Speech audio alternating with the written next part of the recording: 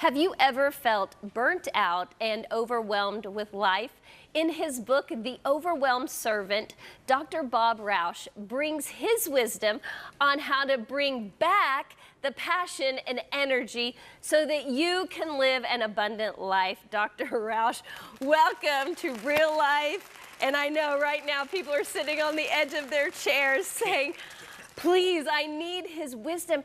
How did you start in this study of an overwhelmed life? Where did it begin? Well, it began with me, Amy. Actually, I burned out in two different careers. One, I was on the church staff when I was in my 20s, and I just really, over time, just got so overwhelmed, and so doing too many things for too many people in too many ways. And the second one was when I had a private practice. I had a private practice in clinical psychology for 17 years, and the same thing happened. And so I began to kind of wonder after all this time, what's going on? Because it wasn't the church, although the church could be demanding. It wasn't my profession, my psychotherapy profession, although that could be demanding. It was me. Oh, it was what I was doing to create that. And, and so that people don't get the idea that it's your fault. The idea is that we have these behaviors that set us up to be overwhelmed and then to fall into the trap of burnout. wow. So what you're saying is it's kind of how I'm perceiving the pressure, the conflict, the situations. It's not necessarily the environment, like you said, the church the work. It's how I'm navigating that. That's right. It is what I learned, really what I learned from three different areas in my life. I mean, one area is what I learned from my family. The other area, and especially from my father.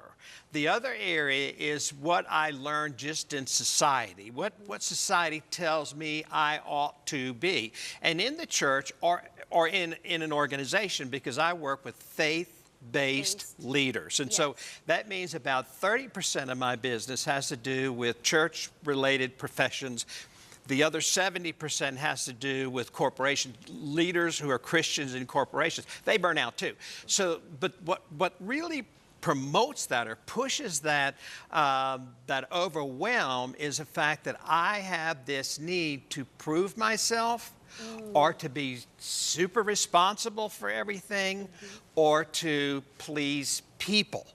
And when those things are working in me, it's almost like I don't have that sense of when do I stop and take care of me and understand what I need to be doing as a Christian leader. What are some signs, some sort of warning posts that I'm about to be burnt out? And really, what does burnout look like? Is it somebody just crashing, they can't get up anymore? What does burnout look like? And what are some signs that are like, you need to stop right now, maybe get help, change what you're doing? Sure. One of the signs is if we look at a person's normal, now I'm going to call it normal, if there is a normal behavior pattern, and that is that I do want to help people. I want to be available to people, and I've always had that. And I can tell you from what I just mentioned about my own burnout is that what I did is I began to move from what I wanted to do to what I needed to do. In other words, what I wanted to do is to serve God and serve people.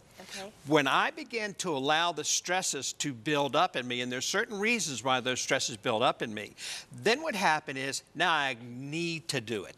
I need to study my Bible. I need to go to church. I need to have this meeting with the board of directors. And so that shift comes from it's not, I operate off of this principle that it's more important what I think of you than what you think of me. Well, what happens with that is that shifts when we began to look at the pressure that we put on ourselves, then it begins to be it's more important what I think of me or what you think of me than what I think of you. So the pressure gets to be a shift from what I'm doing to serve you to am I doing a good job? Am I preaching a good sermon? Yeah. Am I leading my team effectively? All those questions that go on in the mind of a leader. Right. Okay, so, I mean, I've been doing ministry for almost 22 years full time. And there are those seasons you're like, I need this to get over with quick. There's conflict, there's pressure, it's a high demand, there's pressure on you as a leader. How can I healthily navigate those times when it would seem like an open door for the enemy to come in, right, with burnout? Well, one of the things is to be able to look at where you came from. For example, earlier before we started the program, I asked you what kind of family you grew up in. You said? Yes, a very healthy family. Very healthy family.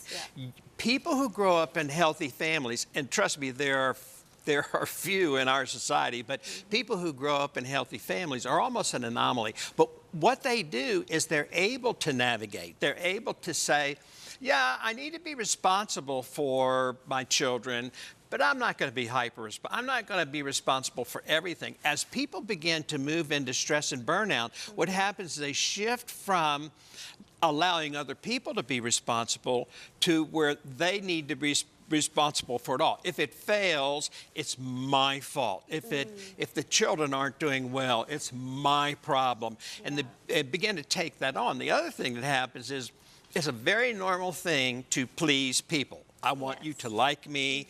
I want to please folks. But what happens when we start moving into stress and we start moving close to the burnout, and brother beware, because this is a real sign.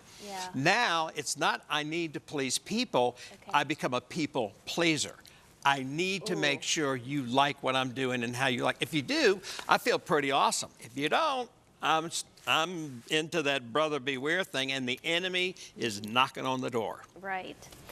Doesn't it kind of go with we live for the audience of one, and we really need to be obedient to him, do what he's called us to do, be comfortable with who we are and the gifts and callings of God. And if you like me, great. If you don't, great. You actually have some statistics about how many people will like you and will not like you. That's right. A third of people are going to like you, a third of people aren't going to like you, and a third of people don't care. And I don't care what you're doing. I mean, if you're doing a TV program or whatever else. That's true. But here's the deal, Amy, this I think is so important. I learned this from so many executives that I've coached. It's not the calling to a ministry or calling to leadership. The calling doesn't burn us out. And people never lose their calling. It's the job. It's the job. It's those things that we do over and over and over again, and we feel like we can't say no. We can't take care of ourselves. Where you came from a really great family, you're able to say, no, I can't get to that this time. And it's great that you do. Many people who have those messages, those wounds from their, and I had them. That's why I started burning out. What we have a problem doing is we have a problem with saying no. Somebody calls us up. Will you serve on this committee? Sure. And then hang up the phone and say, oh my God, I wish I'd never said that. You know, and the enemy uses all of that history.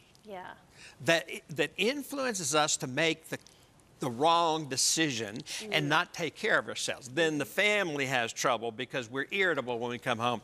All of those things begin to mount over and over and more and more. And sooner than later, what happens is you have a guy who's sitting in front of a computer watching pornography. Or you have someone who's taking legalized drugs, or you have someone who's drinking. Don't want anybody to know it, but they're involved in things that they say, well, this is for me. Because I give all of this to these other people. But this is for me. Well, what it's doing is leading that person down a road of the trap. And when the trap springs, you read some statistics, and the portion of your show. And that's very true. 1,500 ministers leave some form of their ministry every month. I know. I thought when I read that, I thought this cannot be true. But that's a statistic from Faith and from Focus on the Family. And so they leave because they don't want to do the job anymore. They don't lose their calling. They don't leave their calling. Their calling is still in their heart. I've talked to a number of guys, and my business is mostly with men. I've talked to a number of guys who've said, you know, I really believe, Dr. Bob, I really believe God's still calling me back into the ministry. What they're saying is, God's calling is still real in my life. I just couldn't I was overwhelmed with the job. Yeah. Can you give me 3 quick tips on how to stay healthy? Yes.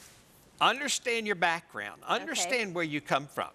You remember now, the scripture says, "The father eats sour grapes, but the children set children's teeth on edge." Now, I know there's another part of that, but the idea is that we get these behaviors from our families of origin. You need to know what the behaviors are. The second thing is you need to find somebody to help you to deal with those. Most people in faith-based leaders don't get help. Find somebody. Doesn't have to be a psychologist. Find somebody to help you deal with those things. And the third thing is to get in that book. In the Word. Not to prepare sermons. Get into that book. That's right. Thank you so much, Dr. Bob.